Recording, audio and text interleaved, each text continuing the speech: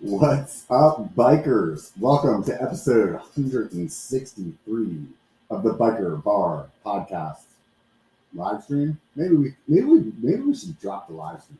I feel like 163 episodes in, you guys kind of know it's a live stream. It's just a podcast. Anyways, today's episode is Jess the Maker. I'm really stoked to have her on. It's been a while that we've been trying to link up, so here we finally are. And I think when I was writing the show notes, I was thinking to myself, with the people that are the short form content creators, it's not as easy to kind of really get to know who they are because there are a lot of skits and stuff like that. So I think an opportunity like this would be really fun to find out what makes Jess be the maker. So anyways, if you guys are on Patreon, I really, truly appreciate it. Thank you so much. It's people like you that keep this show going. This is 100% grassroots at this point. I don't have, Joey Trek knocking down my door. So it's the people like you that honestly make this happen. And if you're enjoying the podcast on a regular basis, do me a favor, swing by Patreon. Honestly, it's as cheap as $1, or you could throw $5 in and get some little extra content and really keep the beer fridge full and maybe buy some camera gear while we're at it. Anyways, I really appreciate everybody out there. Those of you guys that are listening on the podcast, if you're on the Apple Podcast platform, run by there and give me a 5-star review. That'd be sweet. I really like going over there and checking them out. So it means a lot to me. Anyways, let's bring Jess on and we'll get started. How's it going, Jess? Whoa, it's going good. So good to be here in this cool frame. And yeah, thanks for having me. I appreciate it. I know it took us a little while to sync up and I was super busy like the first time you asked me. And I feel like we met in person. I think it was at Sedona. Sedona, yeah. So that's now however many months ago, but Snowdona. It was Snowdona. Oh you disappeared. Where are you? I know, man. Is this part of the show? Yeah, this is how it goes. So is this how is it? That's fine. Act natural. With other people? No, you're not. For some reason, I still hear you though. Yeah. Man, my camera just decided that it didn't want to be part of the show anymore. It's okay. I could give everyone a tour of my cool studio, which is essentially just our sunroom, and you can see the back of the smoker out there. So yeah. So anyways, while I figure this out, I don't even know what part of the country I am. Where you at? Really? I'm in Bentonville, Arkansas, just north of there a little bit, about 15 minutes north, in a town called Bella Vista. Oh, right on. Yeah, I'm not from here though. I've only lived here for 2 years with my significant other Tony, and so this is relatively a new home. But yeah, no, Bentonville's great. We love it. It's awesome. Oh, speaking of Tony, he's bringing me a delivery beverage. Thanks, Paige. I got so excited I forgot to bring a beverage into my studio. It's all right. So what got you into mountain biking? Man, so there's a few different. Oh, I see you again. You're back. I fixed it. Okay, you fixed it. All these years in IT, all I had to do is start over again. Right? Well, I would say there's two different stories because one is like the first time I ever knew mountain biking was a thing, which was when I was a kid, probably about six years old or so. I grew up in the Poconos of Pennsylvania, just south of Scranton, if you're familiar. I'm actually from Pennsylvania as well. No, you aren't. Where are you from? I'm from New York. Oh, okay. Yeah, I grew up in the Poconos, as you know. And I'm gonna intersect. Do it. The last guest I have on, these two younger creators from apparently Pennsylvania. I didn't know when I reached out to them, and they're actually from the same city as me. Wow, yeah. New York isn't that far from where I grew up. That's so. Really anyways, neat. You're from the Poconos. Sorry. Good old Poconos. And when I kind of lived I lived on a dirt road, and the kid down the street who is like my childhood friend, Jason, had a mountain bike. I mean, it was just essentially a bike with knobby tires and some gears. And so I had asked Santa one year for Christmas. I really wanted to keep up. I also wanted a mountain bike, but what showed up was there must have been some lines crossed where like Santa didn't get like the full memo, because I got like I got the like, pink coaster brake, banana seat, streamer adorned Oh, there you go. bike. But Yeah. I mean, I tried to ride that thing with all my might, and so I didn't get a mountain bike then. I did get one in college that I just commuted around on. I didn't really take it off trail. And then my I think a lot partner, of people at some point in their life, they thought like, yeah, I don't know if it was like really successful marketing from companies or what, but it was like, if you're gonna ride a bike anywhere than on pavement, you need a mountain bike. yeah, any You off-road, know? if you're in grass, it could get really So like gnarly. everybody was like, yeah, no, I need a mountain bike, and then Yeah, they didn't necessarily know that like mountain biking was a thing that was different than that. totally. Yeah, I didn't really know either. And then post college, I was in a relationship, and the guy that I was with was really, really into mountain biking, probably already at that point, like 10 years into mountain biking. He started riding probably in the early 2000s. And so this is like 2011 is around the time that I kind of got started into it. And it was not love at first ride. I was on a borrowed hardtail, 2 sizes like too big for me, and I wasn't even on a mountain bike. Like I wasn't on single track the first time I like had a true crash. I like remember we were like 10 minutes into my first ride technically, and I just grabbed a fistful of front brake and went over the bars, and I was definitely like, why do people do this? And being from Pennsylvania, it's a lot of East Coast riding is a lot of rocks, a lot of roots, up and down elevation quite a bit. And I was like, this is hard. Like, why do people like this? And it wasn't until, I don't know, something kept me coming back though. I think it was the challenge of it, and like the fact I wanted to spend time with this dude. So I was like, okay, I want to spend time with you. So you really like this sport, so I'm going to really like it. But I really didn't until I met other people I enjoyed riding with, who I could actually see on the trail. Because he was like one of those single speed types, who like literally couldn't go slow enough for me. Yeah. So You guys just started together, and then like would meet up at the never see him on the trail. I'd see him at intersections. He wouldn't even be out of breath. I'd be like dying. And then but I feel like that's the single speed. He was there for like 15 minutes, right? Oh yeah. Yeah, he'd been waiting there. He had plenty of time to like probably eat a few snacks and catch his breath. And and then now that I look back and like understanding single speeds and stuff, I'm like, okay, yeah, like I get it. He couldn't go that slow. He like literally couldn't go that slow. Right. But yeah, no, I just kept up with it, and I love mountain biking. That's what brought us together. Brings so many of us together. So cool. Yeah, it's kind of crazy. It definitely wasn't.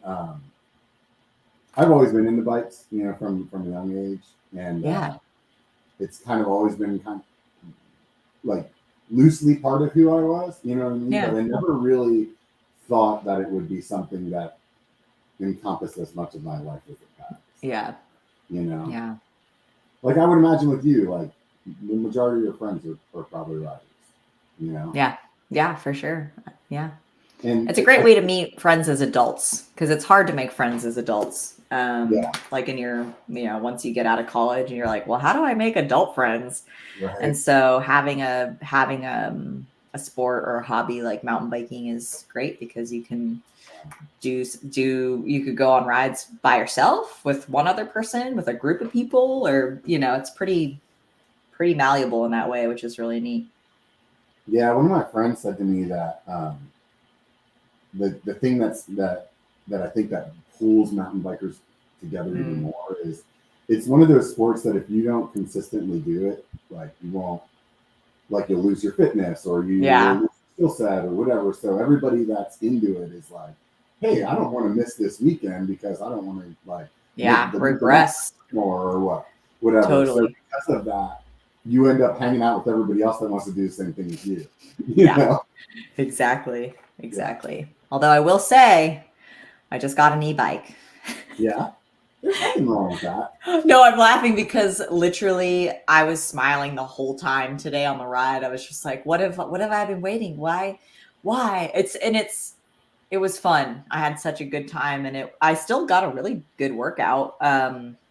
But I was able to lap more stuff, which was really cool. And I have a friend who has an e-bike, so we got to kind of hang and talk together. And she just had a baby 4 months ago. So this is huge for her too, because getting back on the bike and kind of, like you said, building back the stamina, like building back the endurance. It's hard when you've been off the bike, or like, being from the Northeast, it's like you have winter season, you can't really ride. So every spring I remember being like, it's almost like it's like spring legs, you have to like get back into it. And so the e-bike has been fun, I will say. Yeah. Very fun. Yeah. Were you like conflicted about it, or like was it just like a financial thing that you didn't want to? It was mostly a financial thing. Like, I don't know that I could just like drop that much money on an e-bike, but also I think time too, like having only so much time in the week. And if I only have a few days where I could get out for a ride, I want to ride my acoustic bike, And so for me, it was mostly like, do I have the time to even fit e-bike rides in? Because although they are fun, I still want more of the fitness aspect, right? And like just being able to cruise on my analog bike. But so mostly it was that, and just, also probably Tony was like, our bike room has exploded with more bikes. There are so many bikes.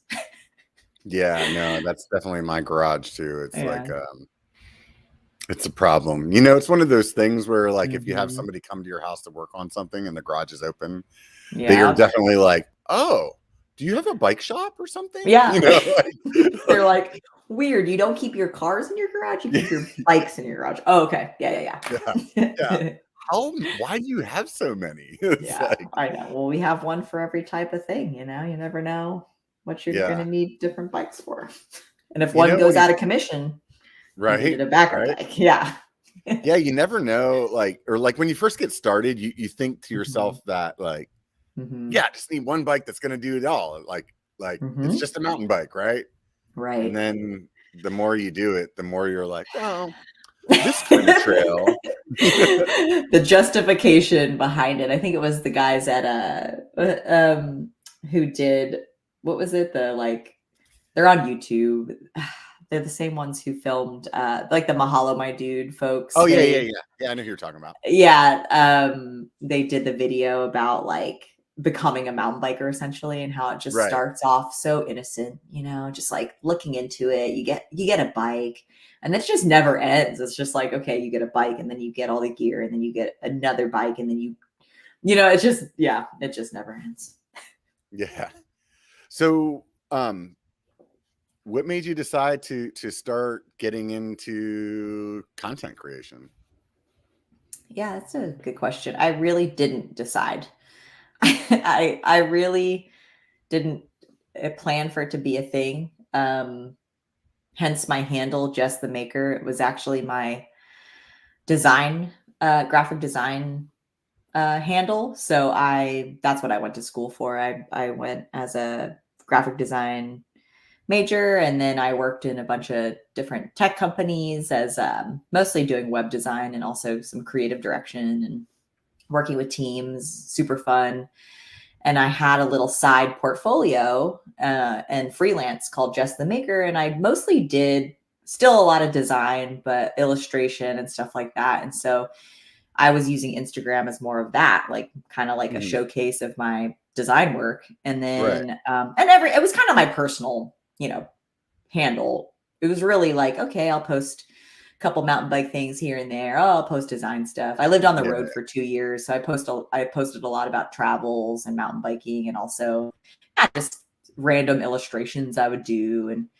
And then, fast forward, when Tony and I moved to Bentonville, I had left the tech world, and I took a little bit of time off from working, which I felt like I could do because here the cost of living here is I should say it was lower. I think it's a lot higher now, but it was lower. And so we felt like we could, we didn't have to pay as much, per month for cost of living. So I really took some time away from design because I was feeling a bit burnt out. And this goes for anybody who's like thinking about a career change really, because I was kind of like, I'm just going to take a pause. I don't know what I'm going to do, but I'm going to take a pause. And so I got back into mountain bike coaching, which I had my certification, my level 1 certification for years with PMBIA. And then I saw that a lot of people got into mountain biking here in Bentonville through COVID. So there were a lot of people that were just starting out. So there was a big need here for coaches. So I got involved with an organization here called the Women of Oz. So I coached with them. So I kind of did that part-time here and there. So I was mountain biking a lot and meeting more people in the community.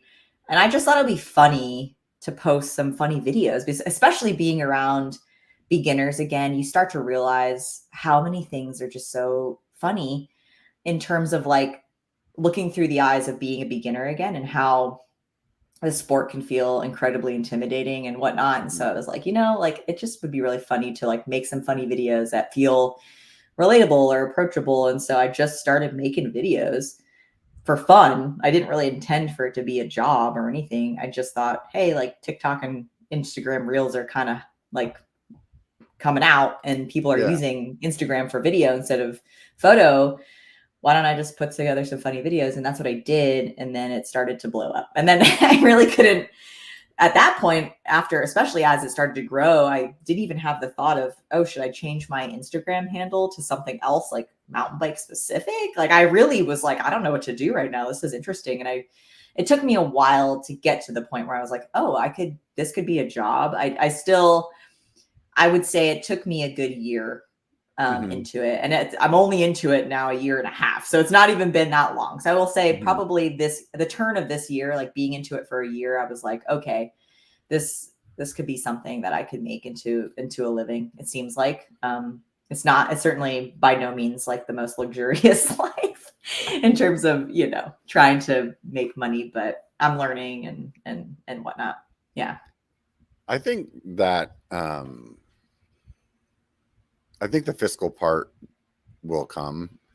I think it's a newer, like, kind of space for, let's just say, the bike industry, Yes. So there's a lot. I mean, I'm sure from with your experience, there's a lot of places that don't really like understand it. You know what I mean? Right. Yeah. And I will say the bike industry seems like they are, I think, starting to see more of a benefit. I've followed along like Seth's bike hacks for many years, and it's cool. Like, I think it would be great to get to a point, and this is why I kind of started dabbling into the YouTube space, but it's a totally different space, and it's definitely intimidating to me because it's a different format, and I am bummed that Instagram doesn't incentivize creators in the same way that like YouTube does. It is kind of a pain, because essentially, there was the Instagram bonuses program that was happening for a while. And a few of my friends, like outside Brendan, they were making like a decent amount of money off of Reels, but you had to be like invited to this program. I don't really know what the criteria was, but I was never invited. It was funny when they got rid of it. A few of my other content creator friends, they were like, oh, it's such a bummer. I was making like X amount of money a month through Reels bonuses. And I was like, oh, what were you making? Cause I never even like got invited to the program. So I don't even know. But like, so yeah, I do think, like you were saying, I think it will come. And I have had some partnerships that are like both in industry and kind of out of industry that have gone really well, and they do pay. And so it is, I think the more I kind of keep up with it and kind of keep pushing through, I think the better, because it's definitely challenging, but it kind of feels like a hustle. But at the same time, I really enjoy what I do. And hopefully, I think what doesn't feel like a hustle, though, you know what I mean? Yeah, I think that's true. It's like, like if you think about like your job experience before, I mean, it's not like you were like, you got out of school and you're like, sweet, they just give me money. Yeah, you're right. There's always a level of hustling for sure. But am I allowed to curse on the podcast? Is it bad? It's a bar, man. You can do whatever you want. Oh, it's a bar. It's a bar. Well, I'm not the one who invented the saying, but like anything you do, there is a shit sandwich, like no matter what it is, whether you work a 9 to 5 and you work at like in corporate, or you work for yourself and you have your own business and you're doing essentially what you want to be doing. I don't know. I feel like no matter what you do, even if it's your dream job, there will be a shit sandwich. Yeah. And you just have to, but at least it's a shit. If you're doing what you want to do, at least it's a shit sandwich. I can't even say, I can't even talk. At least it's a shit sandwich that you can, you could tolerate. Right. Well, I mean, if you made it, like, yeah, you made your own. Yeah, you made your own little shit sandwich. Yeah. So yeah. What's intimidating about the YouTube space to you? And I'm assuming, just to clarify for some people, I think as a creator, when I heard you say that, you're thinking long form content. Long form. So just so people know, that's what we're talking about. Yeah. So YouTube, long form content, also building a whole nother audience, like a whole new community, because it is, it's, there's a different audience. I think that there's so I think those two are the primary things. And with long form content, like anything, it's like, the more you do it, the easier it does get. And I have put together a few longer form videos recently, not necessarily for YouTube. Well, one was a YouTube video, but for some of my brand partners, I did a video. I think it was like 3 to 4 minutes long for stands, no tubes, on how to set up your wheel tubeless. Mm-hmm. And first of all, I was so sweaty during this whole filming process because we asked a buddy of mine who has this really awesome Airbnb, and the whole garage area is kind of a bike lounge, super cool. Mm-hmm. But it was the heat of the summer, and we're in this garage. It's not cooled or heated. It's essentially just this hot sauna in there. Right. Yeah. And it's the way it looks is really cool. So we're like, this is awesome. So in theory, we're like, this is a great place to film this long form video that we need to do for stands. And I probably every few minutes had to run into the house and dab this. I was just dripping sweat. And especially since, setting up a wheel tubeless, you're holding the tape, so taut. And I felt like I was really exerting myself quite a bit trying to set this wheel up. And so I'm sure people that watch the video are like, is she having a hard time? Was she gonna have a heart attack? She looks like, anyway. So, but editing that. So I did recently switch over from Adobe Premiere to DaVinci, which I really like. I really like that a lot. Wow. I find DaVinci. Hearing this. One of these days, I find it to be super intuitive. And it, of course, like any new program, it takes a little bit of time to get used to it, especially if you're used to, I'm used to using the entire Adobe suite because in the design world, I always used Illustrator and Photoshop. So Premiere just seemed like the thing that made sense for me. But after talking to a few people that were like, no, you got to try DaVinci, I was like, okay, I'll do it. And I did. And I was like, okay, yeah, this is pretty great. I work in those other applications too. And that's the same. It's really refreshing to hear you say that. Cause to me, that's the same reason where I'm like, dude, I'm in the suite. I know you're sweet. Half my soul. Yeah, exactly. I'm like, I pay a monthly subscription. I can't say goodbye. Yeah. No, I mean, who cares if I'm using my daughter's email address from college? I do not blame you. Honestly though, what you could do, download the free version and just try to do one video in there. Yeah. And that's what I did. I was like, I'll give it a try. And I gave it a try and I was like, okay, I like this. But it took a little while. I was like, wait, the shortcuts, they're different. I give it a good, couple tries to just see how you like it. The funny thing is when I very first started, I didn't know anything about editing. So I got online and I was like, what's free? And the thing that came up was all these movies have been made in DaVinci. And I was like, and it's free? And I was like, oh, wow, those are real big movies and stuff. And I downloaded it. And then I went to YouTube and I was like, okay, how do I use this shit? And back then there was no, if they were out there, good tutorials. It was so everything was Premiere or Apple, right? And it was well, I'm not buying a Mac. So it was then I just went down the Premiere road because like I had already been into web design, and so very familiar with like Illustrator and Premiere and stuff like that. So it like you said, it just made sense. You know, it was like, oh yeah, that's in the suite. I can download that. Yeah. And then so like I feel like I had a missed opportunity where I like, man, it could have happened. But yeah, it's interesting. I'll also say, back to the like long form versus short form conversation, that it is crazy how different the editing is.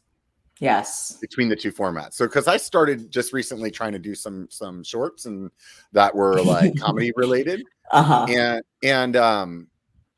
even how I film is different for the short versus like, it was so weird to me. Like I had to go out, like I didn't even know. I was like, I'm going to go film this thing. I'm going to go home, drop it on the computer. And I pretty much already know in my head, I'm going to have to go film again because everything's going to be wrong. But I wouldn't know until I like started editing. And it was like, once I got into that editing process, it was like, wow, like big props to like you and Joe and Normal. Like I, even as a fellow creator that makes video mountain bike content, I didn't realize like the differences, you know? Yeah. You have to kind of get into a different mindset for sure. And maybe I need to tap more into, you know, because like if I think about the YouTubers that I do watch, you know, I saw Bobo was in there. So hi, Bobo. Yeah. And then, you know, like back in the day, like I used to watch a lot of like Mo and Hannah and Sid and Mackie and definitely Seth, obviously, and Phil. And Sam Pilgrim. Sam Pilgrim. Yeah, he's good. I was so gonna say good. everybody Like you so said good. is good on the biker bar, but you got me at Sam Pilgrim. Well, Sam's next. I'm manifesting Sam for you next because Sam is awesome. And just like, I don't know, I do. It does take a lot of work, and I definitely think and it's funny, Steve and Tess. So like Tess from Dusty Betty and then Steve. Hardtail Party, like I've known them for many years, and that like kind of even before, like when they used to have an Airstream YouTube. I used to follow them because my ex and I lived on the road in an Airstream, so that's how we actually kind of started following them. But like all the work that goes into YouTube, I mean, and short form, and just it's a lot. It's like an art. And it's a craft. And I think like anything, it's like the more time you could put into it, you know. But I know, go ahead. No, I was going to say, no, you go. Okay, fine. I was going to say, Steve, I ran into Steve at the Sedona Fest that we met at. And Steve was like asking me all these questions about Instagram. And I was like, it is so different, and it's like a different mindset. And I was like, Steve's asking me questions about Instagram, but he's like, you know, like he knows so much about YouTube. And so the more that we can kind of, you know, share knowledge and things like that, the better, because it's like, you know, all the advice I've gotten from YouTubers has been super great. And I just need to do it. It's like, you know, I just need to do it, you know? Yeah. I think unless you're doing, I think in the MTB space, let's put it this way, a lot more of it is less scripted than what it is in the shorts and the reel space. And I think then it's like tapping into like, how do you be authentic and capture that without it looking like you're trying to capture it? You know what I mean? And I think in the short space, it's like, I don't know. I'm struggling for words right now, but it's like, it's not that you're not trying to be authentic, but you have like something that you've already planned out to deliver. You know what I mean? Like almost down to the words. Exactly. And like, and I don't know if you like write your script out or you just go out and kind of wing it. But like, I mean, a lot of people are even down to like, hey, I want a tight shot, me laughing or some funny face. And then I want to, you know, do X, Y, Z. And so like, it's really, in my opinion, like very pre-planned. And I think on the other end of like let's say filming a tire change, like some of that is pre-planned, but like you have to be able to just like do this process and communicate it, and then Mhm. like maybe figure it out more in the edit. You know what I mean? Yep. Totally. Yeah. Yeah, that makes sense. Yeah, there's a lot of it depends. I would say most of it's pre-planned or I'll script it out depending on the concept. And of course, like trying to keep it as short as possible is like also an art. Mm-hmm. Because, like especially shorter videos, they're more shareable, things like that. There's a lot of like data around all that. But trying to keep it tight is like, and like trying to keep like even just how quick the clips are, right? To like Yeah. they say like 2.5, 3 second clips, then new scene, like new angle, and like because that's that short form. That's how people watch it's the short form. ADHD Yes, like it's the format. exactly. It's the ADHD, and so it is. It's like quick transitions, quick everything, and so but maybe, and that's another thing I've kind of learned too with like the longer form is just like, no, I could take my time. I don't have to clip like swap to the next clip just yet. I could get to it. And but yeah. When you're editing, how do Mhm. you keep yourself from like over editing? Like, for example, I was doing the last one that I did, the short form, I had a joke in there that to me there were some spots of what I filmed that made it seem like it was dragging too long to like set it up. So like I cut some stuff out, but then later whenever I like shared it with like, let's just say my focus group, they were like, that doesn't make sense to me. I don't know what's going on. And it was like, oh wow, like I cut you that cut out too much because I out. knew, like I knew what was going on, but they didn't. And then the joke didn't make sense anymore. It's like, how do you keep yourself from doing that? Yeah, that's a good question. I'm certain that I have over edited certain things, or I'll go back and be like, oh, I should have done that, or and I think that's just all part of the learning process too, of just what, I think as you go forward and start editing new things, you keep that in mind of what is the context. I think it's great if that you have the people that you show the video to before you actually post it. That for me, it's, Tony or a friend or whoever. And usually, especially if you have a feeling, you're like, does this land? Does this make sense? Is this funny? Yeah. Yeah. And so having that feedback is really, really good, and getting that like, oh, that didn't really, you shouldn't have cut that out, or you kind of, especially the way audio flows. I've learned, Joe, Colorado kid, he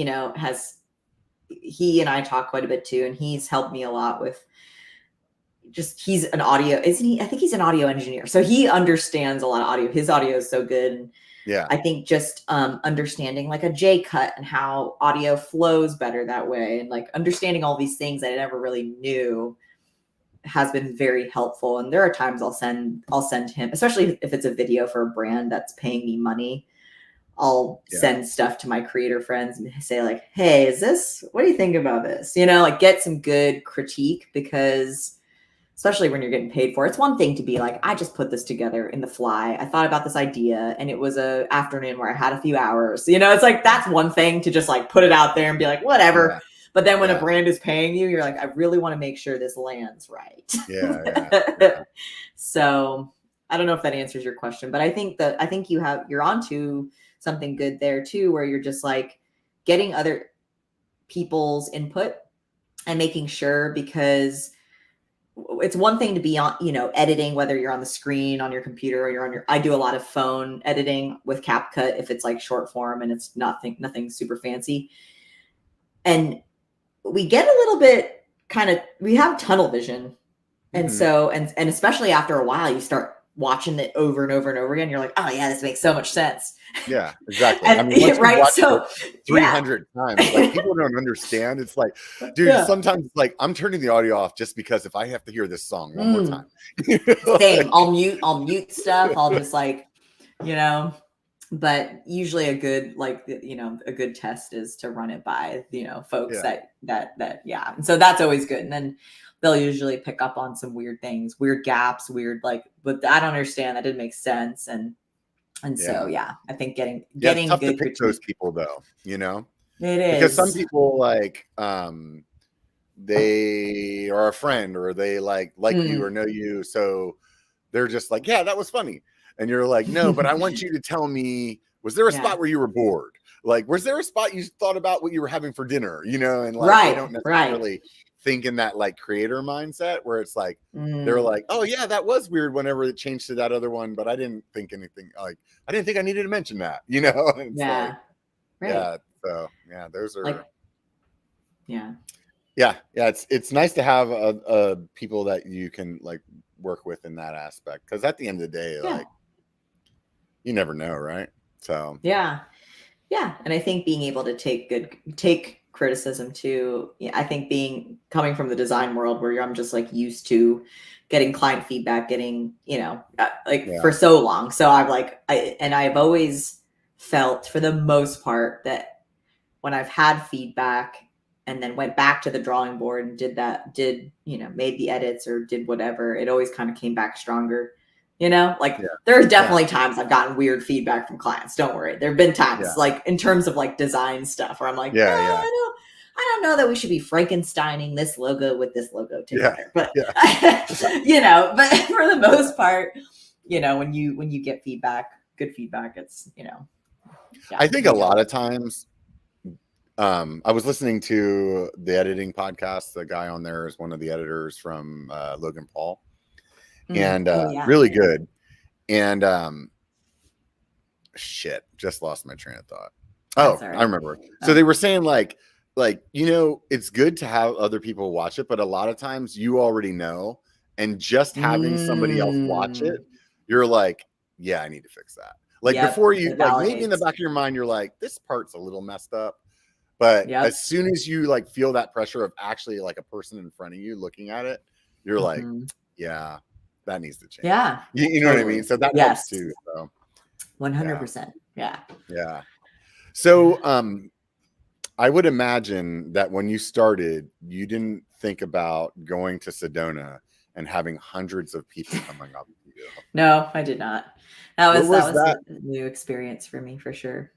How did that feel? I actually really enjoy meeting people, and well, okay, there's two feelings.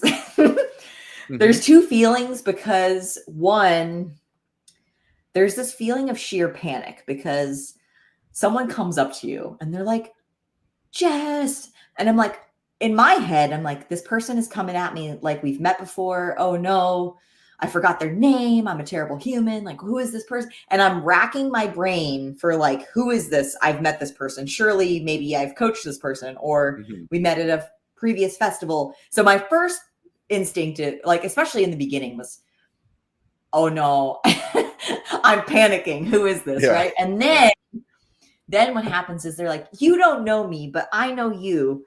And then I'm like, oh, okay. And then it's relief. So sheer panic, then sheer relief. But I actually enjoy that people feel comfortable enough to come up to me and say hi. I really do. I think that speaks for my content and saying that it like people feel like I'm approachable, and that's what I'm trying to do. So if I was just like a huge dick, like people came up to me and I was just like a huge dick, it wouldn't be on brand, like I am me. And I think one of the biggest compliments I ever got was probably from some of my closest friends, like my best friends, when I first started making content, and they were like, yeah, that's you. Like, that's just you. And so the fact that my own really, really close friends and some of my best friends were like, yeah, you're not like, that's how you are. I think that it was the biggest compliment for me. Is just like, I'm putting out there what you like, you see what you get. Like, I am that person. Like that's how I am in real life. And I enjoy talking to people, hearing about how people got into mountain biking and how they thought certain video was funny and it made them laugh and it made them, feel like they had fun on the bike. And I love all of that. So is it like, there are definitely times, like I said, where it's just sheer panic. I'm like, who's that person? But I think now more so as I get, I don't even like saying the word famous. It's just weird, but like, I guess Instagram famous, but I think the more I accept it, I'm like, okay, I have to accept that there will be people that come up and, I don't know them, but they know me, and conversation, and, So it's cool. Yeah. That's the part that's really weird. I mean, I've said it a bunch of times on here, is like, those people really know you. Like they've like been watching you for a year or whatever amount of time it is, like they really know. And especially like the more you get into like longer format as well, Right. like they really like get to know totally so much about you. So like they walk up and they're like, they've been your friend for 5 years. Yeah. And you know them for 6 seconds, and you're like, this is the weirdest thing. Yeah. Well, I have to admit something to you because it's kind of funny. I just thought of it when we were talking about this. So Sedona Fest, but like 2020. I believe it was 2020 or 2019. I forget which year, but Seth was there. And I saw him walking, and from the whole other side of the road, like, where the shuttles kind of pick people up. Like I was on the other side. And I saw him and I just had this like reaction. I was like, Seth. And I like screamed his name. And he like looked over all shocked and it was like, and like waved. And I was like, why did I do that? I don't know why I did that. Anyway, so I get it because I've kind of been on the other side of it too, where I've totally fangirled.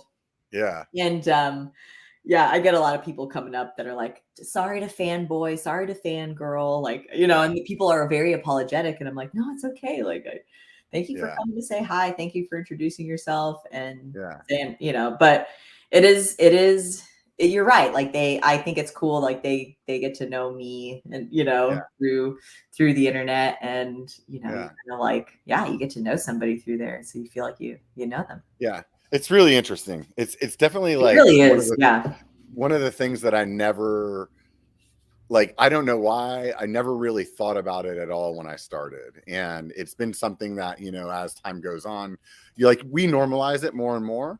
And then it's also like, it'll come back up where your friends will say something like that. Like, oh, well, you're famous. And it's like, not, but it's like to them, like, like this sushi restaurant that I go to, like, somebody came up to me in there the other day and was like, hey man, how's it going, dude? Love your stuff. That's cool. And like the sushi guy's like, dude, you've been sitting here like in front of me. We've known each other for like 10 years. I didn't know you were famous. And it's like, I'm not famous, dude. But it's like, it's interesting. It's really interesting to like have that kind of it's just not something that you normally end up with in life. You know what I mean? Right. So I think to other people, it looks really appealing. And I mean, just like you, like, totally appreciate it. I mean, every person that ever comes up to me, I'm always like, first thing out of my mouth is like, thanks for watching. Like that just like, that's the reason I'm doing it, and, but there's definitely times like where you're like, man, not today. You know what I mean? Like, I just want to go like get that single track therapy or whatever. And there's no way that anybody would know. And if anybody was coming up to me on a day like that, I don't like treat them any differently than I would. But there's some times, and so like, how do you deal with those times? Yeah, that's a good question. I would say, because there are, being in Bentonville, especially because, a lot of people travel here from out of town and there are times where I'll be coaching, I have like a one-on-one coaching. And it's always really funny when the person I'm coaching doesn't really like, they're working with me, but they might not know who I am, like on the internet. Yeah. And then you don't know who I am. Big group of people ride by and they're like, Jess the Maker. Yeah. And I'm like, I'm so sorry. And I have to like explain, but I'm like, I don't, like we're in a lesson. Anyway, there's definitely times where it catches me off guard. Yeah. But I can't engage. And that's the part that's hard for me is like the passing by of, this interaction, but I don't have time or I'm not able to, or I'm not expecting to. It's one thing to go to Sea Otter and be like, I expect, or Sedona Mountain Bike Fest and say, I'm going to run into people and I know people are going to perhaps recognize who I am. And I'm expecting it. I'm preparing, I'm ready to extrovert hard. Yeah. But then, those times where it just catches you off guard and you're just like, I get a little bit like, what's the word? Flustered. It's not like I'm angry or anything like that. I just like, don't know what to do with the energy. I'm like, because I'm trying to do one thing, like you're saying, maybe I'm just riding And I could just be riding with friends and I just want to enjoy my time with my friends. And I might hear like a, I know you. Usually, sometimes it's really funny because it's like, I know you. You're that TikTok girl. Like I get, and I'm like, well, I'm on TikTok, but it's more Instagram. But anyway, it's just really funny. Like I'll get like comments like that and it's so funny because the demographic is really broad, which I appreciate. I don't have, it's not like majority women or, I really have like a pretty split down the middle, people who identify as female, people who identify as male. And then also like the range of how far along someone's in their mountain bike journey is very broad too. So there's like people who are just getting into the sport or don't even mountain, but those are my favorite. People are like, I don't even mountain bike, but you're funny and I like your stuff. And then I see that as an opportunity of like, hey, maybe I'll try that someday or, and then I have pros that follow me and that they think I'm funny. And I'm like, okay, so it is a broad group. And so, whenever I'm driving around town, especially Bentonville, or if like Tony's driving, he has road rage. And I'm always like, babe, you can't be ragey right now because someone might see and they see me and they'll be like, oh. The paparazzi is going to screw up the REI deal, man. I'm just like, oh no, like they're going to see that we like, anyway. It is definitely, it is interesting. And whether I plan for it or not, it is just an interesting concept and an interesting reality right now. So yeah, it definitely is. What kind of bike you riding nowadays? Riding I have a Specialized stump jumper pro, and that one's really fun. I've been enjoying it quite a bit. The sizing is nice. So because Specialized starts at S1 up to S7, I believe. And so, but before that, I also have a Rebel Rascal. It's actually the 24th Rascal they ever made off the line, which is really cool. Right. And I'll never get rid of that bike. It's one of my favorite bikes. Randy, his name is Randy. His name. And love that bike. And but like I've been really enjoying my Stump B2, and then the e-bike that I just got is just a Stump Specialized Levo. It's not the SL, so it's not like the super light one, but it's the full power one. So I'm excited about that. Yeah. What are your like? Do you feel like you're gonna really lean into e-biking more because of your time, or like? Ooh, good question. Like do more e-biking. Yeah. And after today on the e-bike, and I was all smiles, I was like, I can see why people love this. Like so a couple things I'll say, and I did a reel recently about like my fears around jumping my e-bike, because for a long time I was like, I'm not ready yet. I just thought like I would just like launch to the moon. And now my new fear, and I've been getting more comfortable jumping my e-bike. Feels fine.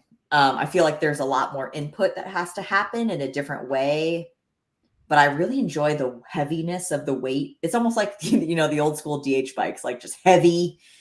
I could take on anything. So like being on a heavy e-bike, I'm like, oh, okay. I remember this feeling. Right. And then, but now I'm like trying to manage drops. So this feeling of the bike just starts to fall away really quick. I'm trying to navigate that now. Is my new thing on the e-bike. But I think what's cool about any bike, really, like as soon as you get a new bike, if it's a little different, like right, like the geometry is a little different. You're always kind of adapting different things with your body position and everything. So it's almost like a little puzzle.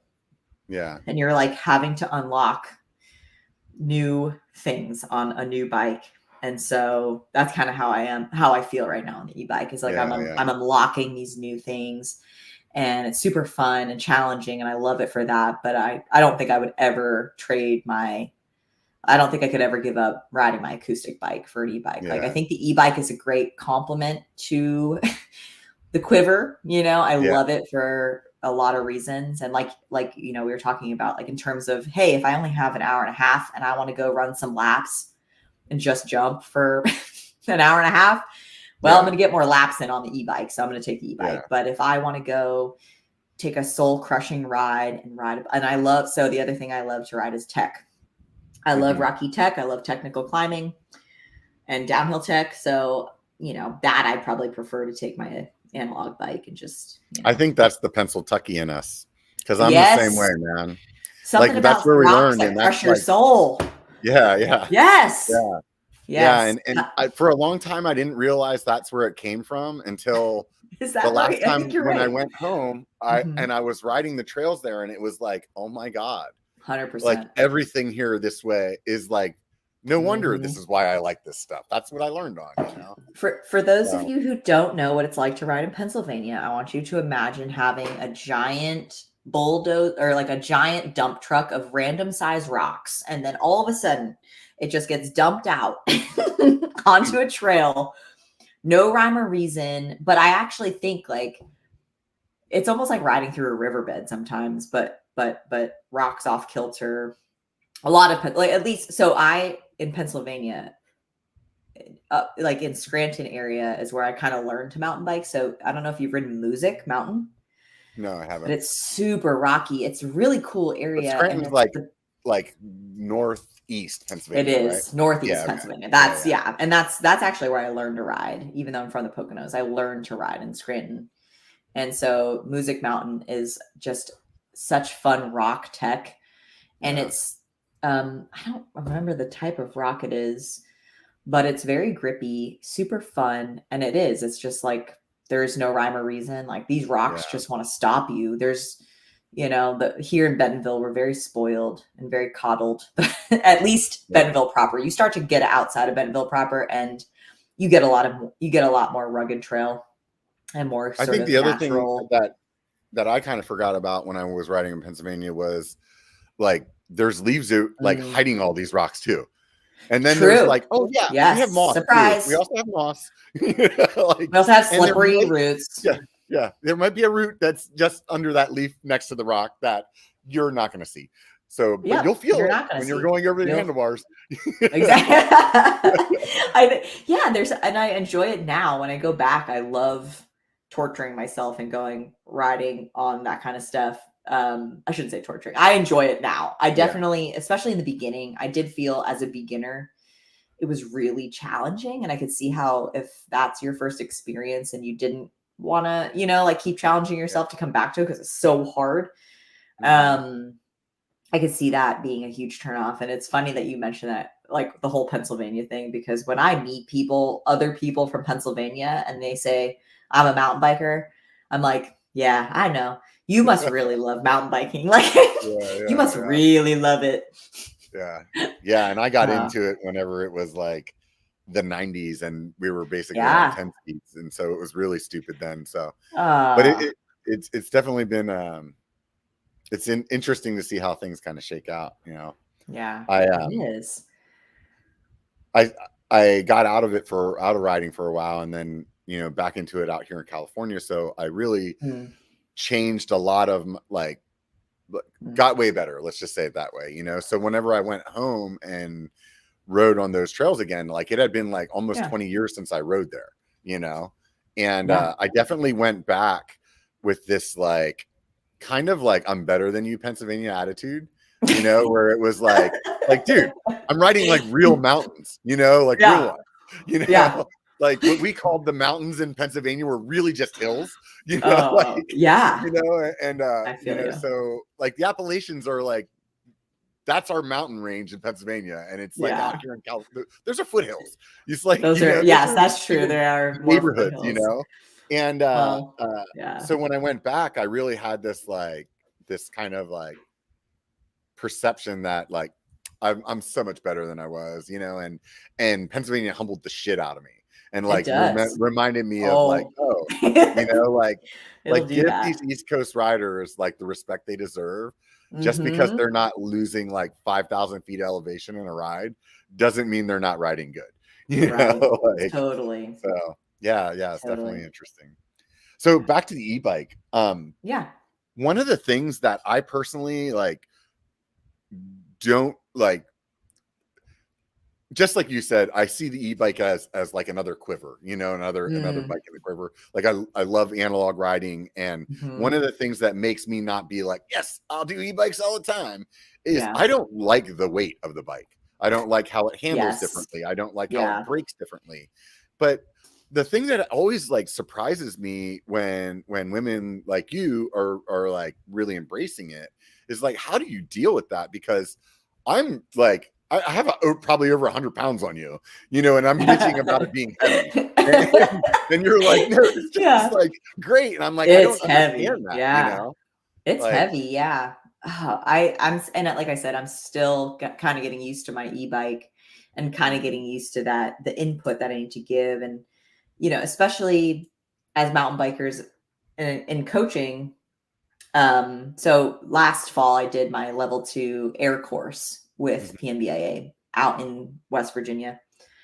And, there's this idea of managing and creating energy on the bike, right? When we're just starting out, we're really just managing a lot of energy on the trail, like things coming at us, rocks, roots, we're absorbing, we're learning to be a little bit more nimble on the bike by simply being an extension of our suspension.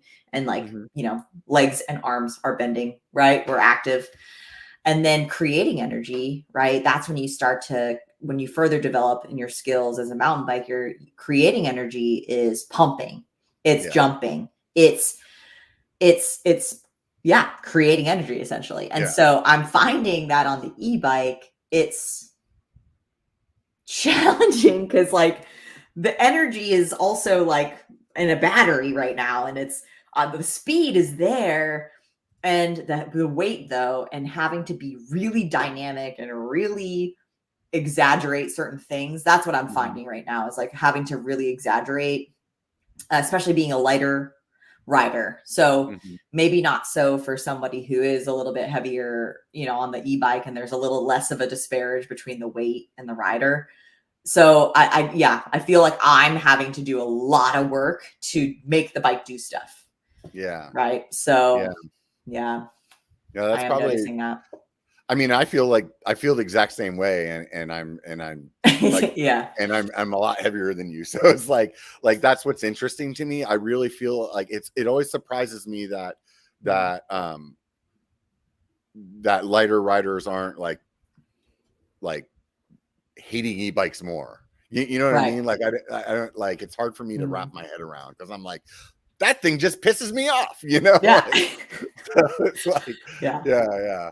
But I think as far as like the state of the industry goes, there's no there's zero doubt that that's where that's where it's going, and it's kind of one of those things, like once one of your friends gets one, you're like, oh, guess we're e-bikers now, it's like because keeping up and just like it is for sure, it's a challenge, especially when and then when two friends forget it, it's like, okay, then I definitely need an e-bike.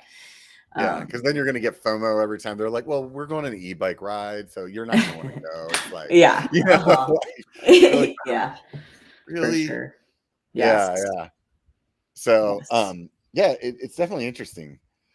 What have you been doing in order to like turn this more into a job, like where you're saying like, I want to make this like financially something lucrative? Like, how do you do that?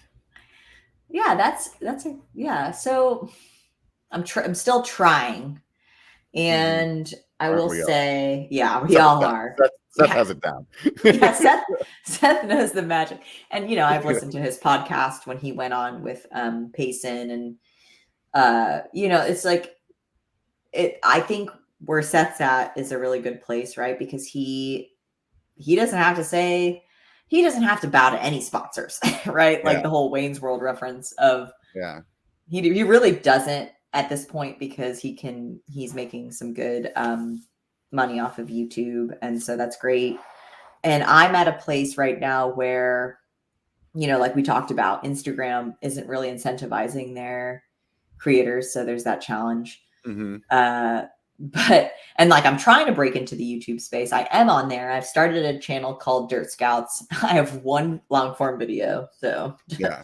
watch out.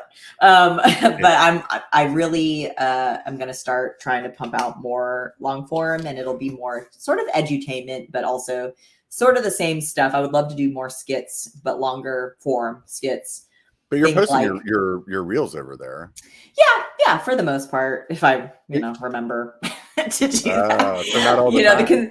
Not all the time. I know. I'm bad, Jess, bad. Why? I know. I am, and I am. I'll do good for like 2 weeks, and then I'll like forget, and I'll be like, what's YouTube? Yeah, and so I need to stop doing that. But so, oh gosh, now I don't remember what we're talking about. What were we talking about? We're talking about, making money, and yeah. So the way that I work right now, the way that I make money right now is that I do partnerships with brands, and I do collab specific type stuff. So like I'll do a paid partnership with a brand. Example, Smartwool, right? So Smartwool will come up and say, hey, we want to do a reel. We'd love to do a collab. And so what I do is I'll put together an estimate, but I always base it on a concept, because I always feel to put like, oh, I only charge this much. Well, first of all, I'm not going to charge Smartwool the same thing that I charge a local nonprofit here in Bentonville. It just doesn't make sense. So it's a sliding scale. 1, 2, then it's all based on time and concept. And so I'll say, and then usage too, right? It's not just a reel. Like, are they going to boost it? Are they going to whitelist it? Are they going to dark post it? These are all terms I had to learn in the last year, right? It's like, what does all that mean? But it's essentially they're using if they use my image, right, in terms of like boosting it or using it as an advertisement, right? Like that's a usage thing. So like in photography, that's a whole paid usage sort of part of like giving your creative asset to these clients. And so I base my pricing on all of that, understanding all of those requirements and what they want to use it for. And then I'll create the estimate, and I'll pitch it, and they'll say, okay, that's great. Or they'll negotiate. And so a lot of it has been these like one-off partnerships with brands. And I only like to work with brands that I actually like. So there is that too. I've said no a lot this year in terms of who I do not want to work with, because one, I've never heard of their product and never would want to use their product because it was some like weird like powder drinking powder that I'm never going to drink. Or believe me, I deleted an email today that wanted me to do silverware in one of my videos. I was like, right, but they love watching my content. They have been following for years. And then sometimes it's just that's like the script. That's it. Yeah. And so there are things that just don't make sense, or whatnot. And I had to take a little bit of a break, because after this last summer, my significant other Tony, he shattered his patella mountain biking, and so I was really taking care of him a lot of the summer, and I had to like kind of take a back, like kind of pause, because I had a lot of things coming in, and I was like, okay, I just need to focus on getting these things out.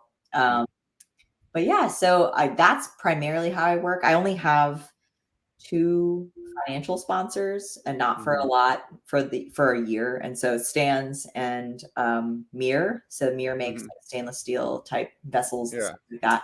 Those are my only 2 sort of financial sponsors for the year. Do you think your experience as like a freelance designer made you approach that process a little differently? Because that's what it reminded me of when you started talking. And it's like, it definitely like, I don't think it's the same approach that other people are necessarily, you know what I mean? Right.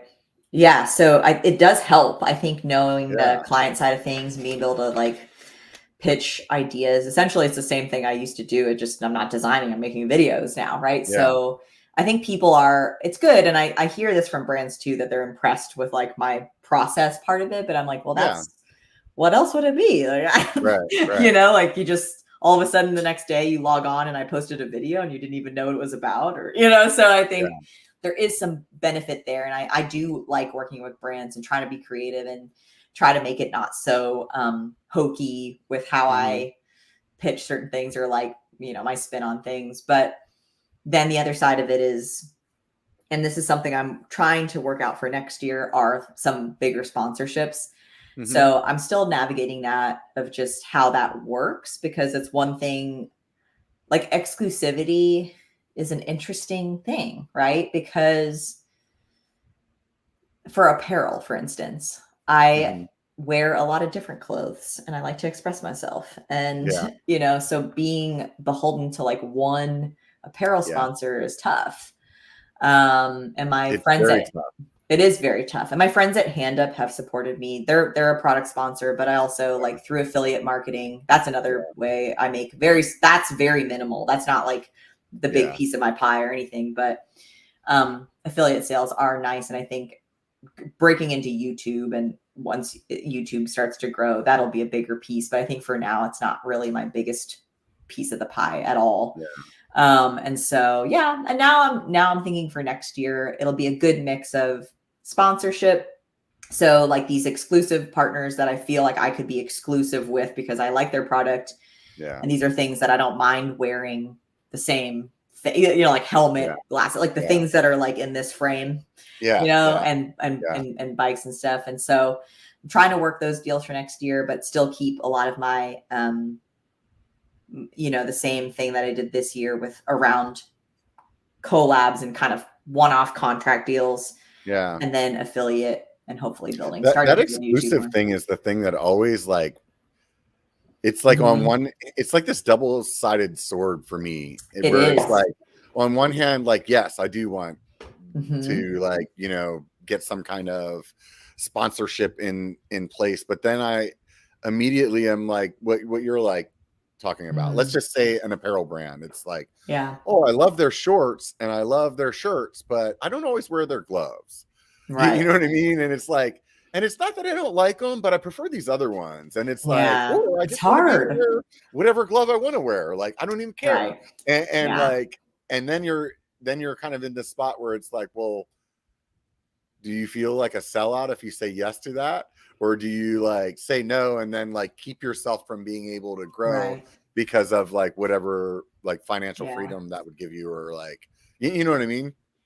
It's the autonomy behind it is important, but also to be authentic to your brand, right? Like to maintain authenticity. It's such a double-edged sword, because I also feel like if I had a sponsor that said, here's this amount of money for the year, you don't have to do anything special. We just want you to ride our bikes or want you to wear our helmets or whatever.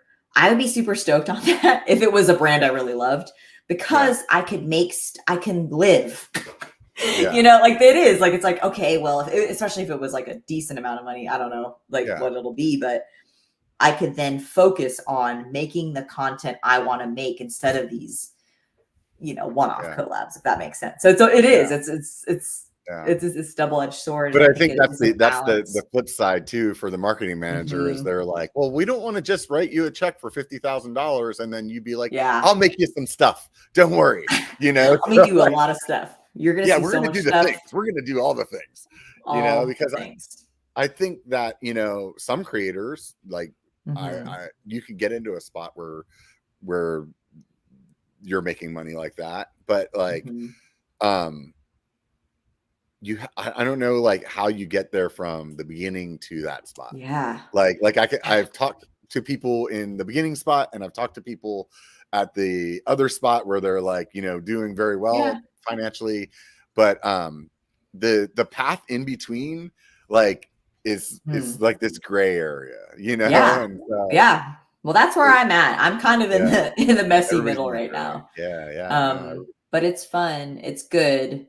But also knowing my value and knowing my worth is important too. Like I don't, I've had to say no to things because I'm just like, no, like I don't see value in that, or, I think knowing that my time is valuable. And also at the end of the day, like, I think that being a content creator is such a great part of the ecosystem for the bike industry, because the more relatable content that people can watch and even get more people into the sport, the more it helps the rest of the industry, and people will get into like following an athlete that they really love, and they start to like, right? It's it's like, we got you now, you know. And so I think it's such a beautiful, like, I think it is a great compliment to the industry, and I think it could help the industry. And so the more that I think brands start to understand that and value us as creators, you know, I think outside the industry, I was gonna say outside the industry, they already people get it. Oh, they get it. Yeah. And that's where the money's at. Yeah.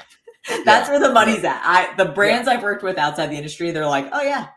And I'm like, oh, like, did I not ask? Yeah, you're like, wait a minute, you said yes way too quick. I should have said 3 times that, apparently. I know. I should have like, Can I take that back? We do. It's always challenging. That part's really challenging. But I think, I think it's a shift because this new media format wasn't there before. Right. And so for like the bike industry, they had like decades of like sponsor a pro rider and do races, and that makes you sell stuff, and then like talk to magazines, and they'll like review your stuff, and then they'll sell your product, and like that was the way to go for a long time. And now all of a sudden it's like these like people making skits in their garage, at the park. And they're like, hey, you remember what you were paying the magazine? I want that. Totally. But it's like, but on the other end, it's like the reach in some of these cases is like way bigger. Totally. I mean, like one of the things that I realized in Sedona when I met you was how much the short and the real, like, let's just say short format, like really has changed how how impactful you can be. Because I started thinking about it because that was the first time that I went when it was like there was a bunch of you guys that were all like short form, right? So let's just say like you, Normal, and Joe, and seeing the crowds of people like coming to you guys, and just like how many people knew who you were, it was like a shift. Because let's just say that the Sedona Fest before, it was just coming up to long form creators, you know what I mean? And it was like, and at that point that you guys were there, it was like the long form creators weren't even there. You know what I mean? It was like, who are those guys walking by over there? And what I started thinking about was like, you're doing something that gets 5 million views, or a million views, or like a real, like starting out on YouTube, if you get 5,000 or 10,000 views, you're like stoked. I mean? Yes, I'm learning this. I'm like, okay, this is these stats are different. But 100%. Like on a reel, for it to be like a couple 100,000, you're like, this is Tuesday. That's what happens. You're so right. Like just by sheer numbers, like that's the thing where it's like, Joe, for example, has had a handful over 1 million, and it's like, that's a lot of people, It is. And especially whenever it's like, not everybody that's watching your stuff is into biking. It's just like, it's funny, so, but a lot of that algorithm is targeting people that are into bikes. So when you go to an event like that, it's like, you've just had so much more of a reach, and I think in that aspect, it's like there's zero reason that you shouldn't be able to get the money that the magazine was getting. You know what I mean? You're putting that product in front of the same amount, like, or more people. You know what I mean? And the funny thing is, though, is it's like, some of it's like not quantifiable. You know what I mean? Like, even if you have a discount code and you do a reel for Hand Up, and you're like, these gloves right here, and somebody fell in love with them, and you just did something funny, right? Let's just say you actually get 10,000 people to buy that glove. Like, I bet you only 5% of them remember to use the code. You know what I mean?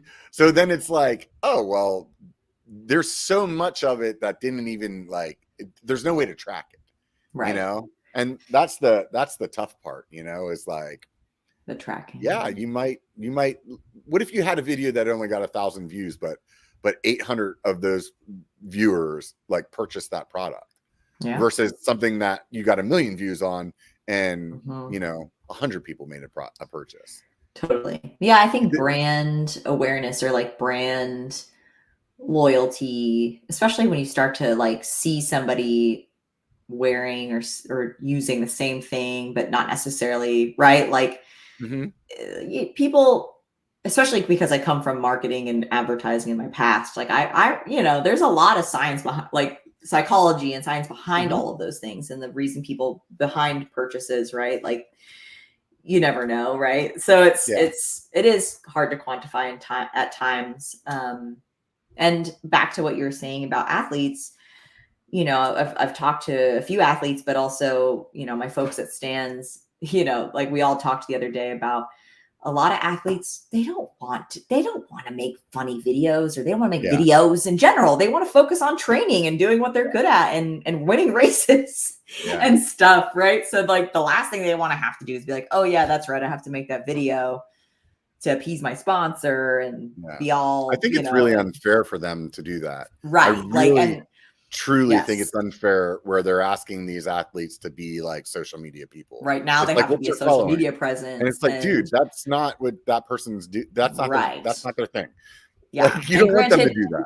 Right. And some of them are genuinely great at it, but a lot of them, they don't. I mean, I'm sure a lot of them are like, I don't want to have to do this. It's like one extra thing that I have to think about when I need to be thinking about this race coming up and the race season and training and all the things. So I do think that like I said, back to, there is a place for content creators, specifically like the everyday people that, and it's funny because when I meet people, and I don't really post a whole lot of riding videos, but I think it's always comes as a pleasant surprise when I meet people and they're like, oh, you actually know how to mountain bike. Yeah. I'm like, yeah, I mountain bike. I can mountain bike. Yeah. Because I really don't post that many videos of me riding. But yes, I do know how to ride my mountain bike. Okay. Yeah. Do you, I think it's interesting too. A lot of people that are in this space are like in some kind of like tech stuff. Like where you're in like creative, like marketing, like like it just like I do IT, like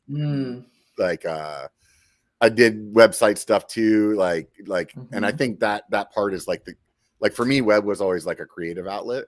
And I mean BKXE was similar. Seth did web, it just seems like, I wonder, do you think there's a correlation there, like the type of person? Maybe, like this kind of always be iterating, always sort of kind of keeping ahead on the forefront of what tech is doing, and also what like and with that, like social media and all these platforms and the things that are, I think there is something behind that. I don't know what it is, but I think you're right. I think there could be a correlation there of just like why we all are, because we're also interested in that part of it. And so that interest kind of translates, and we're able to play with that and understand how to kind of utilize our talents to the best of our ability. But also like, it's like that idea of being a early adopter of something. I think that I'm fortunate in that, being in, like, obviously I don't think TikTok or Reels were anything new when I was starting to make Reels, but I think for our industry I was, and that's why I think I did really well in the beginning, because I don't think there were a whole lot of women mountain bikers that were doing especially funny weird content at that time. So I think well, especially back when I was starting to post, the algorithm was being very generous. And so we all joke about how it's definitely changed, but it's still it's still good, but it's just like there's definitely some parameters and whatever goes on. And there's all these like blogs about when to post and what time to post during the week and all these things. And I at the end of the day, it's just like, just consistently post something.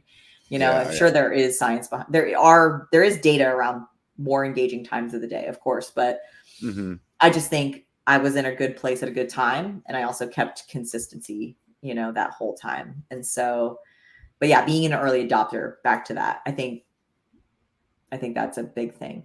And I think so. Is that what you would recommend to somebody that was getting started? Just be consistent. What would your like? Yeah.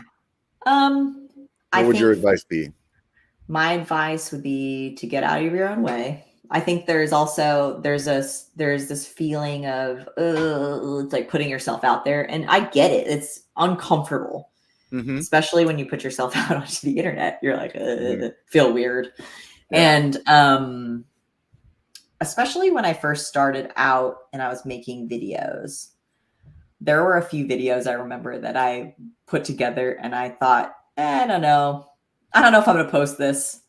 I don't think anyone's going to think it's funny. And then I was like, I think it's funny. And so I posted it. And I think that one I'm talking about specifically was one of my first videos that ever went viral, like, for lack of a better term. Like Pink Bike reshared it. I remember that being exciting. I was like, oh my God, Pink Bike reshared it. And, and so you're like, oh my God. And I think had I just kept myself from doing that, right? If I would have just said, oh, dang, like, don't post that, nothing would have came from it. So I think one, it's that showing up, right? Even though it feels weird. And I think it's kind of a good parallel to mountain biking, right? Sometimes you kind of have to look funny, especially when you're trying something new on your mountain bike. I'm currently trying to learn how to do a fakie in my driveway. I'm like trying to like pedal backwards and I'm feeling real weird. It's just being okay with not looking okay is good because it means you're trying. And guess what? After you try so many times, you get it, right? Like you practice, and then it just starts to not feel as uncomfortable. And then it kind of clicks after a while, a certain maneuver you might be trying to do on your bike. And so it's the same thing with all these things that we do, right? Doing a podcast. I'm sure 163 episodes in, I'm sure you've learned a lot along the way from episode 1. And, buy you a better kept consistent. microphone. All the things that you learn along the way. Same thing with creating videos. I learned so much along the way, and I know there's so much more I'm going to learn. And I think the biggest thing is just be consistent. And so, yeah. And also I do take breaks every now and then. I'll take a break. And that's important too, because I think, at the end of the day, pacing and numbers and all these things that we start to see like, well, that person has this many followers or they have this many views on a video. And at some point you're just like, whatever. I just want to make quality content for people that follow me and not care so much about all of that. So I've gotten to this point now where I don't feel like I'm happy where I'm at. I can engage with people and not feel super overwhelmed. I've talked to some of my other, content creator friends who are now getting closer to like 200,000. And like, I think Seabass is up to in the 200s at this point. And it's hard, right? To like be able to engage with people through the platform at that point. Like you just have so many people. So I think, but yeah, my advice would be to be consistent, just show up, don't be afraid of feeling weird and looking funny, because we all do. Yeah, he's doing a good job of trying to cross over into that longer format as well. I wanted to touch on something though you said earlier about getting started and there not being a lot of other women in the space. Like, did you feel like you were kind of like breaking into like a man's world, like, or something like that, or did you feel any kind of like pushback that way, or like? No, and like I said, some of my closest content creator friends are it's like Joe and Seabass and them, like we all, and so, but I also think in mountain biking too, I never let that make me feel weird in terms of, a bunch of dudes, at some point, yes, there are way more men than women in mountain biking. And I think still to this day there is.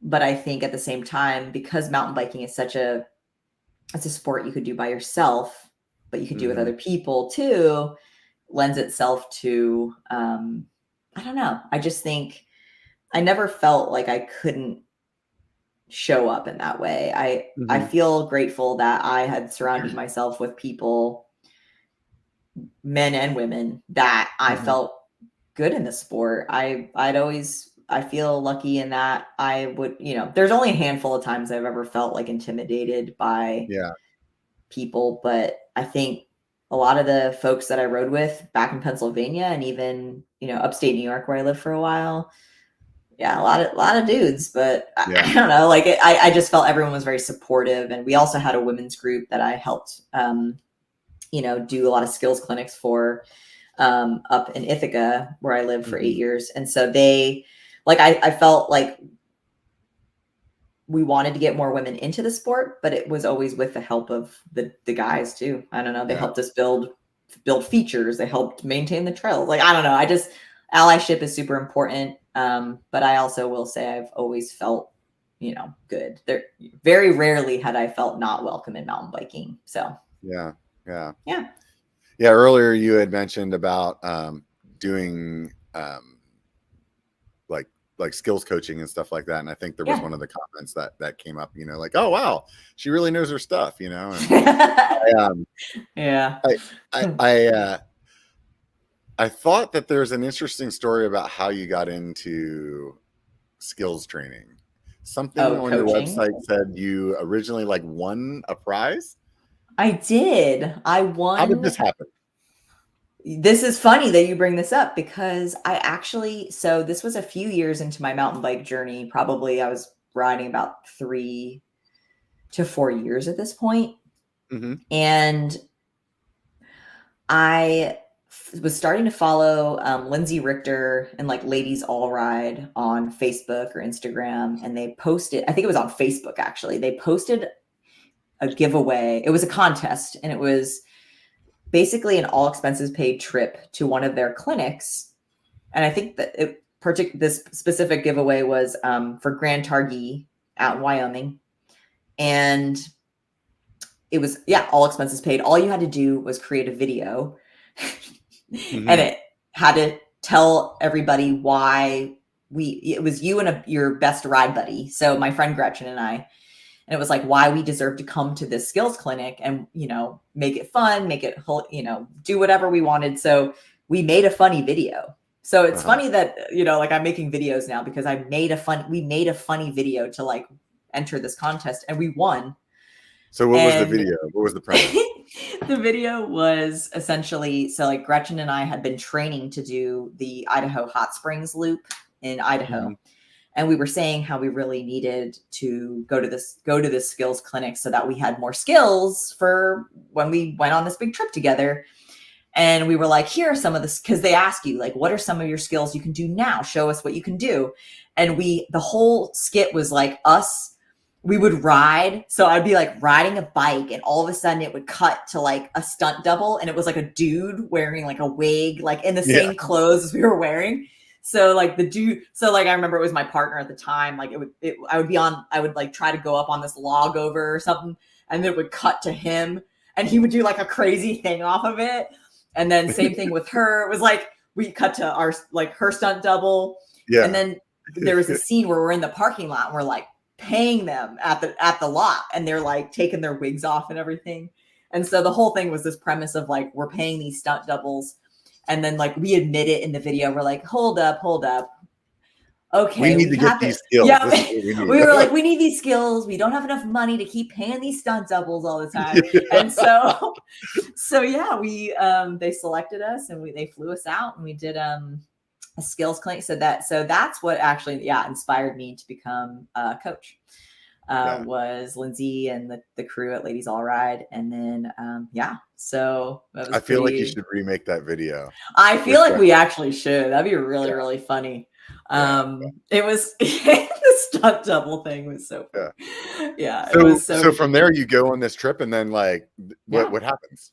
Yeah. So we went on this trip. That was back in 2015 or 2016. And then that following fall, I volunteered at another Ladies All Ride clinic in Vermont. So something inspired you in that clinic, though. Yes. Like, what happened? Oh yeah. I think it was mostly just being around that many women who also were coaching, right? Like I hadn't been around that many women who were coaches that were doing some pretty badass stuff. And I was just like, this is really cool. And I think I also saw a lot of progression.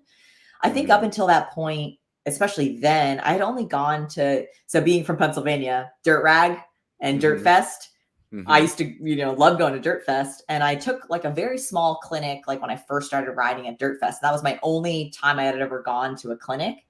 So then this was like my first big like clinic. And so I learned like all these exciting things, like front wheel lift and doing like a front wheel, like popping the front wheel up, doing a pedal punch wheel lift, all these fun things. So I was like, this is exciting, like how much I was able to progress in a weekend, especially when you're newer to riding and then you start to learn things. You're like, wow, everything, I don't know. There's this period of time where you start to see the progression and you're super excited. So I think that was the biggest thing. But also, it's funny now looking back, right? Seeing that whole thing was all possible because we made a funny video, and that's what I do for a living now. It's so weird. It's like come full circle. It's very like, I don't know. It's cool, right? It's cool to see how it all comes full circle. And I just rode with Lindsay. We were at Rome Fest last month, and we just wanted to get out. We were both doing activations with different brands. She was doing an activation with SRAM. I was doing an activation with Specialized. So we were like, hey, we had a couple hours where we were like, let's just go ride. And we went to go ride. It was just really cool to be able to like go from, being someone who like entered a contest to like be coached by Lindsay. Right. And then Lindsay, kind of becoming, like a mentor in a lot of ways. And then like a friend now. It's really cool to be able to call her a friend and like go for rides. It's pretty neat. Yeah. It's super, super rad. So from there, then you decided to like get into some other levels of training you were speaking about earlier. Yeah. I don't know much about this. So like like certifications. Yeah. So I have my PMBIA level 2 air. So meaning it sounds like some kind of like, can you do brain surgery? I know, right? I do. I sound so official. I will say though, I was so nervous going for my level 2 air because you have to be able to, not only coach, but like perform at a certain level. Right. So, and like, I think the pass rate for these courses, these certifications are not super high. I want to say it's like 60-40 for the level 2. So they like take you out to Utah and they're like, this rampage jump, if you can't do it, you're not getting there. Luckily, it's not a rampage jump. Got a front flip. Off the canyon gap. No, luckily there was none of that. Luckily, I think for level 2 air, you have to be able to do, have you been to Whistler? No, I haven't. No. Okay. So there's a jump trail. It's a blue jump trail in Whistler, but you have to be able to clear the size of because PMBIA was started in Whistler. And so it's a worldwide certification that was started in Whistler. So a lot of their terminology kind of is based in, some of the trail language is like, we talk a lot about trails there.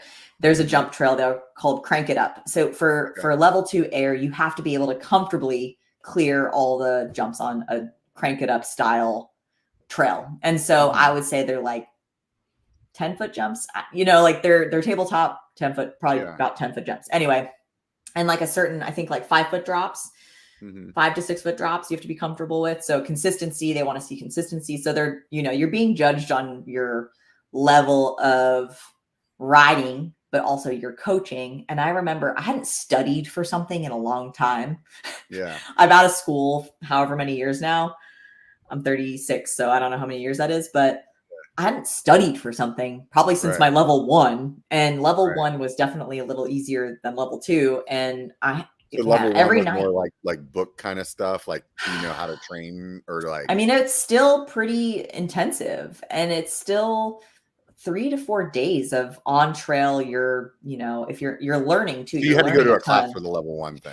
You go to, they have specific locations and you have to pay to go. So you could pay, but you might still fail. Or you pass. And so, so that's how both of these go. Like you pay, you go there, you go through this class, and then at the end you have something that you have a certification or you test, and then you get it.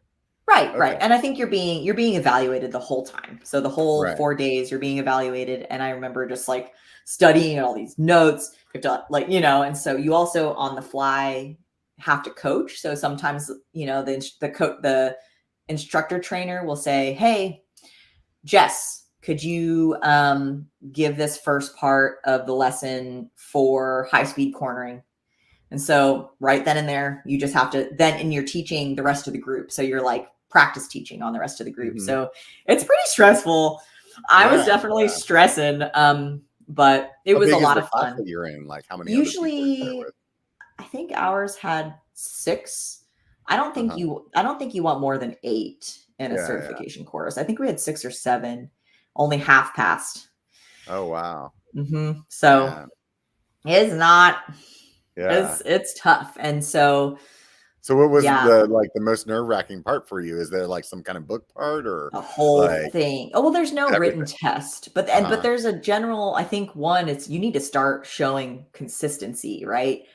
And I thought I was going to get docked some points because we were, and I don't know if it's points or just general like awareness, right? And the Yeah. instructor trainer for our course is Harlan. He's a phenomenal coach, phenomenal rider, and super great guy. And we were at Bryce Mountain, which is in West Virginia, and there's a lift. It's super slow, which was really nice because he would take the opportunity because I think we had 6 people, but with him it was 7. So he kind of said, "Hey, if anyone wants to just sit with me on the lift," it was super slow lift. So he would kind of give everyone an idea of like how they were doing generally. So I had an idea that I was doing well, but I was also like, but does that mean I'm going to pass? I don't know, so it was definitely stressful in 3 that way. times. Yeah. I'm like, so am I doing okay? Am I not doing okay? But I thought I was gonna, there was this one part of one of the trails where we just we were scoping it as a group, and he coaches there. So he knows this trail, but he was trying to explain to us like how he might approach coaching a certain drop. And I thought, and then we were like, okay, everybody, he was like, okay, everybody, let's just roll this one. Cause it was a drop that had a catch on it like this kind of, and so he's like, all right, everybody, let's just roll down and we'll meet up. So and those of you listening, the catch is kind of like at the peak of the drop. So instead so of it just being just like a drop, it's like you roll it essentially. Right. Got it. So, I'm thinking, and I was in the back of the group, so everyone starts moseying down. People are rolling down the little catch. And so I'm like, well, I'm just going to drop it. Because everyone was gone. So I went and I was like, boo. And I dropped the hole, cleared the wood. So I was like all excited. And Harlan was watching me like the whole time. And he saw me ride up and he goes, rolling the drop, huh? And I was just like, oh no. Didn't listen to the instructor trainer. Am I gonna get in trouble? But he said my form looked good, so I was, all good there. There you go. Yeah, I was like, oh no, here I am not doing what I'm told. So, do you think that the training aspect of your life, regardless of what happens with your social media presence, you think you'll always do that? That's a great question. I think I'll always use it in some way. I don't know that I'll keep coaching.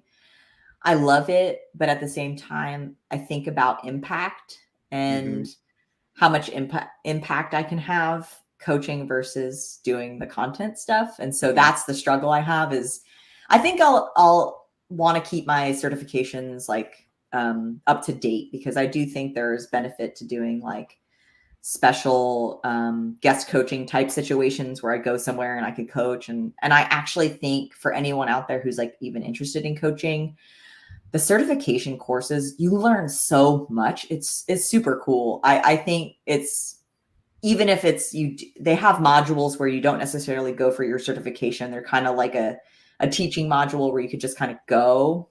Yeah. And you still have to pay, but it's not as expensive as the certification. And you learn a lot through these things. And so I think that being a coach and going through the certification has made me a better rider because it's understanding behind, the understanding behind what we're doing. And it's pretty cool, right? You kind of clicks and it's really neat. And it's also being able to explain, I'm not the kind of person who's going to give trail advice to people on the trail, I'm not going to be like, oh, you should be, I never do that. But if someone asks me, if someone's like, oh, you coach, what do you think? Or what could I be doing different? I will happily, say what I, have learned and what I think. But yeah, I think it'll always play a role, but I do see a future where I'm not coaching as much because I'm focused on the content stuff. Is that the angle for the long form? I coaching with comedy? Coaching with comedy. That's a great way to put it. Yeah. Coaching with comedy, make it a little more fun and engaging and just silly. I want to start a series called Get Over It, where essentially you're just getting over stuff. Like there are things that, and kind of teaching the technique to do something. Like maybe it's a log over, maybe it's, a ledge. Like ledges are that's a hang up for people, especially if you ride one type of terrain and then you go out to Sedona and you're like, I have to get up that shelf. Like, how am I going to get up that? And teaching things like that. And the whole series of just get over it. It's to get over things, to get up and over things. And I think that could be really cool. And I kind of want to make technical climbing sexy again. Because I think jumps and drop, people love to see flow riding stuff, big jumps and whatnot.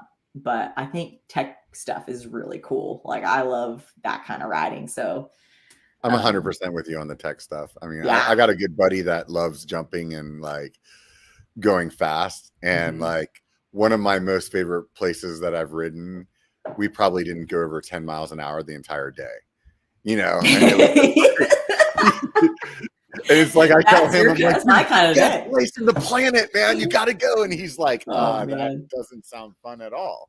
Like that sounds like a trail out in Fruta, or in it's in Cocopelli Trails. It's called More Fun. Have you heard of More Fun? No, I haven't. Oh, it's a trail. I want you to picture a bunch of microwaves thrown into the trail. So it's just like these very square edged rocks, just like the whole trail. Everywhere. So techie.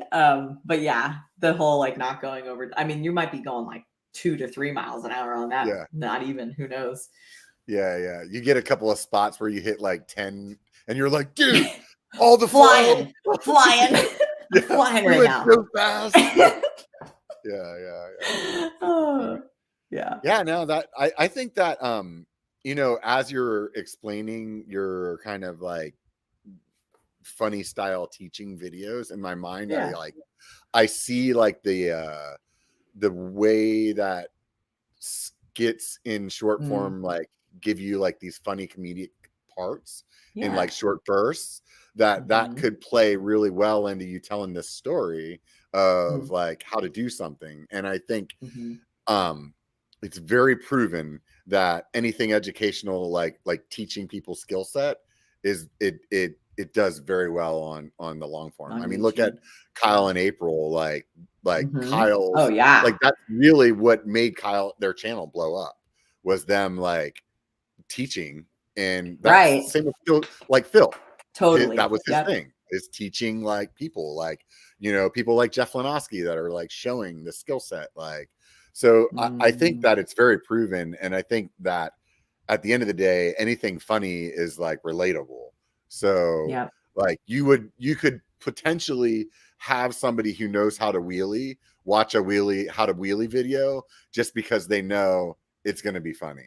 It's going to be good. And so, I think that's a great idea. And I think that you have definitely the skill set for it. I mean, it's definitely been shown. How many followers do you have on Instagram now? 78,000, I think. Yeah, you're doing great. I mean, honestly, when I think of short form content creators, the first 3 people that come to mind is you, Sebastian, and Joe. And so like I feel like you guys in this space, and there's other people, for sure. Like Brendan, and there's definitely a bunch of other people in that space, but you guys are the ones that, like, if I was on some game show and they're like, name me, like that's what's coming out, And, well, I'm flattered. That's really nice. Thank you. Yeah. So I think that you guys are like on that forefront, of that. I related it on a recent podcast with somebody else to like how Alex, Brian, and Seth kind of had this like trio of like mountain bike POV, like making it happen. And there's been lots of other great creators since then, just like there will be in your space as well. But I think you guys are really in the beginning of it. So that's awesome. That's a really cool place to be, I'm sure. Totally. Yeah. Where do you want to see this go? I think this is a great question. I think it's so funny. I say this, like, I know I talked about like the pacing and not caring so much about the numbers, but when you first start out, you start off and you're like, whoa, things are picking up. You're like, wow. And you're like, 5,000 followers. This, okay, cool. And then you're like, let's go to 10,000. And then you're like, once you're at 10,000, you're like, let's go 20. And then you get to 20 and you're like, 50. It just never ends. You're just like constantly like, what's the next benchmark, right? Which I don't know if that's just part of being human of like, okay, well, what's next? Obviously it'd be really cool to get to 100. I would really, like I said, love to focus on the YouTube stuff. And the other reason why, so I think I mentioned like my YouTube, I call it Dirt Scouts, and it's Dirt Scouts with Jess the Maker, so that people understand it's with me at this point. I mean, I think this is one of those burn peak moments where, you know, Seth has such a history of being Seth with Seth's Bike Hacks, right? And then at some point he changed it. And for me, I kind of wanted to start YouTube off just being Dirt Scouts, because I kind of see it being more than just me. Right. I don't want it to just be me. I don't want to do this by myself. So I would love to see more people, float into this. And I don't know how that'll happen, or, maybe it'll depend on the segment or depend on whatever. But, I think the biggest thing that I want that channel to do is to kind of, right, like still have the same sort of Jess the Maker vibe of being approachable, relatable, kind of spread the stoke. Let's just have fun. But be comedic, right? So like I am an entertainer at heart. Like I like being funny and I like having that part of it. So I hope that that'll continue to grow, that I can get my butt into gear and, put some more longer form videos together. I have a ton of ideas, like the ideas are aplenty. I get asked this a lot about, oh, is it hard coming up with ideas? No, the hard part is the execution part, like getting out there, filming it, editing it, right? Like taking the time to do the things. And right now, like when I need help, I pay people to help me. I have a friend, well, I don't pay Tony. But I do, like if it's a bigger project with a client that's paying me a lot of money, I will hire a friend to help me film, because I want it to be good. I want it to be, so I do like to pay other people too. So I see this as being like an opportunity to hire, if I could build it to a point, like create more jobs and like, so, and like support the ecosystem, right? The creator ecosystem. Yeah. I think that's the marketing, creative, the background that you have in the like 9-to-5 world, I think is where that's coming from. Like I've done rebrands with, firms that I've worked with. And it was one of those things that really made me realize like how much, a logo means, or like a name. Like that was one of those things that when I started, like I put a lot of time into, because just like you, my idea of Biker I would love it to be like, there's 10 creators on here. It's just the Biker channel, and that's part of the name. Yeah. The reason I named it that way was so that it could get that way. I didn't think that I would become Biker. Like, but it happened. I was like, oh, okay. I didn't know I would need it. Okay. But, but yeah, no, I think that's good forethought, but I also think that like, if you want it to be more, like it makes more sense. That I hear you there.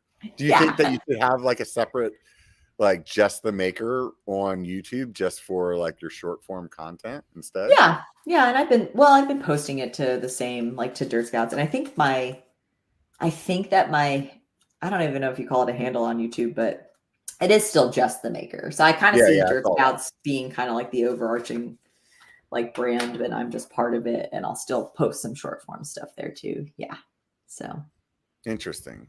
Yeah. I find it really interesting that you don't like lean in on at least what you're doing with Jess the Maker and do that on like YouTube. Like you're still like really separating it as a separate thing. I know. Joe grew up on YouTube because of his. I know. I'm writing a note right now. Look, I'm writing Just do it. And I know Joe, if he was listening right now, he would be probably fuming mad because he's been telling me this for It's literally the same advice that you gave like a few minutes ago. Get out of your own way. Yes, I literally gave this advice to everybody else, but I guess who's not. This is like the shoe cobbler's kids go without shoes situation where I'm like, you know, and I know, and yeah, I need to just continue to, you know what? I did post something to YouTube Shorts today. So, yeah, you know, good job me. No, you're right though. I need to stop. I need to get out of my own way and just, you know, you're right. Really lean interesting. in. I mean, so you post on TikTok, you post on Instagram. I do. Yeah. Like, and obviously you've been doing some on YouTube. Yeah. Like, do you feel like, why is the engagement so different in the different places? What do you think? I don't know. That's a great question. Probably because I don't know. I don't know if I have an answer to that. TikTok is weird. I don't even know. I don't even know if I could speak to TikTok. And I remember talking to Sebastian a long time ago when first time I had him on the Biker Bar, he was like getting started, let's just say, right? Mm-hmm. And he would say then that like TikTok, he got way more views on TikTok. Like he thought TikTok was like the thing that was going to be, you know? Right. And I would say that he's probably leaning a different direction now. I mean, he's going to be on next week, so I'll have to ask him. Oh, yay. But I don't know. It's just, it seems like you can post something on an Instagram and let's just say it gets like 10,000, right? Let's just pick a number. And it could be like 50 on TikTok, you know, but like it could go the other way around too, where it's like, 100,000 on TikTok and you know, 5,000 on Instagram. Like what did you feel like when, like, were you growing them both at the same time? Not really. No, I wasn't. And that was another thing. Instagram. I do kick myself a little bit for like that's the other thing. If that's helpful for anybody is, you know, it's not that much more effort to just post to these other platforms. It's work. It still takes time. And of course they're all a little bit different with like their actual in-app like features and whatnot. It's frustrating at times, but I will say like that was something I definitely was like, I should have been doing that whole time. And I think that is something that disheartens me a little bit because I hadn't, and I'm like, you know, and so I think because I'm like giving a lot of attention and time into the thing that's doing really well, I sort of, you know what I mean? Like it kind of gets put on the back burner. But and you for have a while these there in that format already. Really there's no excuse, Robert. There's zero excuse. It's just pure probably laziness or forgetfulness. Because sometimes I do read a lot about times to post when someone like the YouTube out, you know, when people are mostly YouTubing, it's different times than Instagram Reels, right? So like I would say to myself, okay, I'm going to post the reel. Usually I do that in the morning. And then I'll be like, I'll post the same thing, but I'm going to post it at 2:00 p.m. on YouTube Shorts. But then what happens is I forget. So I'm going to give you advice. Okay. Yes. Give me all the advice. You can schedule. I don't know about TikTok, but you can schedule on YouTube. I know. So you can upload it and then you can say when you want it to go. Schedule it, Jess. Yeah. I wrote it big on my notepad. Okay. I was listening to Kyle Warner's podcast a couple weeks ago. Oh, nice. He had Sebastian on. And Sebastian mentioned that he posts to Snapchat too. I didn't even know Snapchat had like a like this type of situation going on. Like I thought it was just filters for like make you look like a dog and send it to I thought that too. I never got into the Snapchat thing. So I feel because you know there was these like huge bonuses and stuff like that they were giving. Oh man. Like it was crazy. Like I forgot about that. I remember I wonder if he's still doing that. You'll have to ask him when he's on next week if he's still doing that, because that's very interesting. He is such like him and his brother, the way they do all the things they do, it's fascinating. Like they've really got it figured out, and they're also just awesome guys. I don't know. Every time I've interacted with them and hung out, they're just really cool and kind humans. So yeah, I've ridden with them a few times, and then obviously just, you know, bumped into them at events and stuff like that. So they're definitely they're putting the work in, so they deserve the, you know, where they're at for sure. So for sure. Yeah. You know, just like you, though. I mean, honestly, Oh, like, thanks. yeah, Well, I appreciate it. We're just about 2 hours, and Wow, that flew by. Yeah, it's definitely. You were right. I appreciate you taking the time, though. Honestly, Yeah, like, your time is valuable, and it means a lot to me that you saw value in coming on the Biker Bar and being part of this. So I definitely appreciate that. I always ask people at the end of the show, like, what kind of stuff they like to watch on, like, YouTube or whatever, whether it is actually biking or not, it doesn't matter. So sometimes you come up with some newer channels or something like that. You're like, oh, I didn't know that. So what are you into? Okay, so weirdly, not weirdly. Obviously, I watch a lot of different mountain biking things, and I totally like when you mentioned Kyle and April, like I love their stuff too, and they've spent some decent time in Bentonville, so they're great. They're great humans, and I enjoy their content as well. But like outside of mountain biking, I watch a lot of like random cooking things, dog training videos. I watch a lot of dog training videos. There's this guy, Zach, I forget the name of his channel, but I follow his videos a lot. And then I also watch a lot of Jimmy Fallon. I like comedy. So I like I don't know why, I just enjoy his comedy quite a bit. And so I'll watch like clips from like the show, like, and I feel like he's like killing it on that show, like in a way that like nobody else did before, where it's like, dude, this guy's got it figured out, Yeah, he's got it figured out. I watch Hot Ones every now and then too, like just that interview style. Super fun. And just like, he just had the entire like NSYNC, like he had everyone from NSYNC on. It was hilarious. Like I just, he had a cook on though, like right before that, like if you're into cooking, who was it that? Had on. It was the guy from Bobby Flay. Bobby Flay. Yeah. That was really good too. I love that show. Yeah. I feel like it's such a cool premise, Yeah, it is. So. Like, what a cool thing to see, like just something you never would have thought, like would be a thing, and it is, and it blew up, and so cool. Yeah. No, that's awesome. Yeah. Well, once again, really, truly appreciate you taking the time to sit down and hang out with us. Yeah. Anybody out there that hasn't heard of Jess the Maker, you can go look her up on Instagram or TikTok. She's got a Facebook page and a YouTube channel as well. So wait, Facebook. I think you Facebook group? I mean, I don't really have a group, but I mean, yeah, you can go find me on there if you want. I kind of forgot about it. And then I saw the little icon. I was like, oh crap, Facebook, forgot about you. I just do this little search and it's like, it popped out, but I was like, oh yeah, I did see you had a Twitter, but I was like, this hasn't been used for a while. No, I use Threads though. I did start using Threads, so I'm doing. What's Threads? It's like Instagram's version of Twitter. So, and then, so yeah, you should check it out. It's things we have to keep up with. I know. It's like one more extra thing, but yeah, check it out. I need a whole screen on my iPhone just for all these random things. Yeah. Right. Well, thank you so much for having me on, Robert. I appreciate it. And I appreciate everyone who listened in. And you can find me on Instagram if you have any questions or happy to. So Instagram, TikTok, and YouTube. Let's keep it to that. And if you're interested in making some other content with her, like you're a company or something like that, hit up jessthemaker.com. She's got all the information over there. Really good site, well put together. And thank you, everybody. Honestly, if you're on Instagram following Jess and you haven't followed me, please do that as well. It makes me happy to see those numbers grow, and I like being happy. So yes, yeah, exactly. I like being happy too. Yeah. Right? And if you just want to do something for free, remember it only takes a bike to be a biker. So get out and be one.